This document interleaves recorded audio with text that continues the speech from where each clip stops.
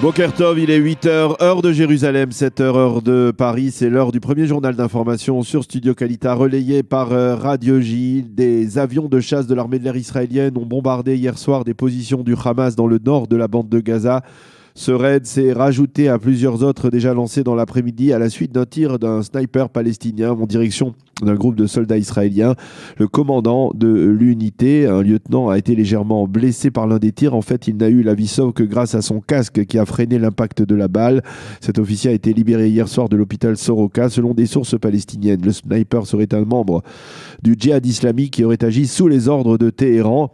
Ce qui signifie apparemment que Téhéran ne se contente pas d'attiser la tension dans le nord avec ses forces déployées en Syrie, mais elle tente également de provoquer une escalade de la violence dans le sud, donc dans la bande de Gaza.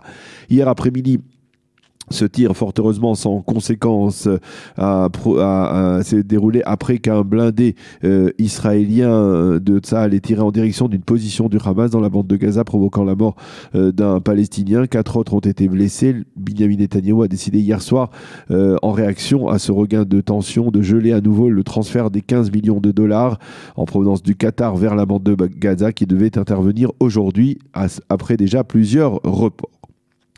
La Syrie a déclaré hier que si le Conseil de sécurité ne s'impliquait pas dans les derniers bombardements israéliens contre des positions en Syrie, eh bien, elle réagirait en lançant des attaques contre l'aéroport Ben Gurion.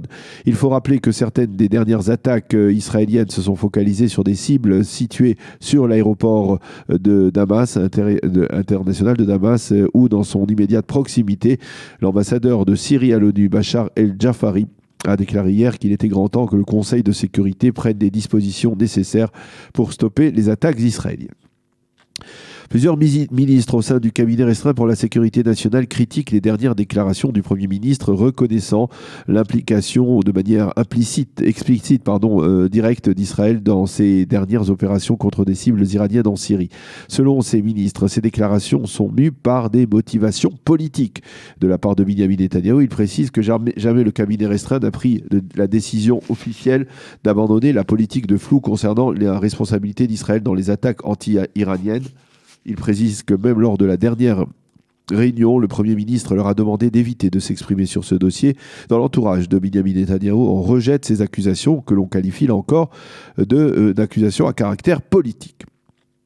Un citoyen arabe israélien de 19 ans, Youssouf Ben Azam de Tel Sheva, dans la région de Beersheva, est détenu depuis maintenant 9 mois dans une prison égyptienne après avoir été accusé d'avoir porté atteinte à une femme égyptienne alors qu'il était en vacances dans la station de Sharm el-Sheikh. Cette femme a prétendu qu'il l'avait percutée en glissant sur un toboggan dans une piscine. Le père du suspect a affirmé que par la suite, la femme égyptienne avait renoncé à porter plainte après les excuses du jeune homme, mais les forces de sécurité égyptiennes ont tout de même placé le jeune homme en détention et le père reproche aux autorités consulaires israéliennes de ne pas s'être occupées de son cas, ce que l'on dément formellement au sein du ministère israélien des Affaires étrangères. L'ancien député arabe israélien Bassam Gates, qui avait été condamné à 2 ans de détention pour avoir introduit illégalement des téléphones portables à des détenus palestiniens dans les prisons dans lesquelles ils étaient détenus, ne recevra pas de réduction de peine et ne pourra pas participer à un programme de réinsertion sociale. Et ce pour une simple raison. À ce jour, Gates n'a pas exprimé le moindre regret pour sa conduite.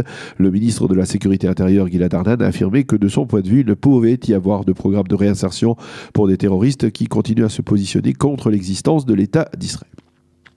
La météo pour terminer, le temps sera partiellement nuageux avec une hausse progressive des températures qui seront demain supérieures à la moyenne saisonnière. Il fera aujourd'hui 15 degrés à Jérusalem, 19 à Tel Aviv et 23 degrés à Eilat. Nous allons marquer une pause et on se retrouve dans quelques instants avec notre invité, Dr Tzila Hershko, pour parler de la visite du président Rivlin en France à partir d'aujourd'hui.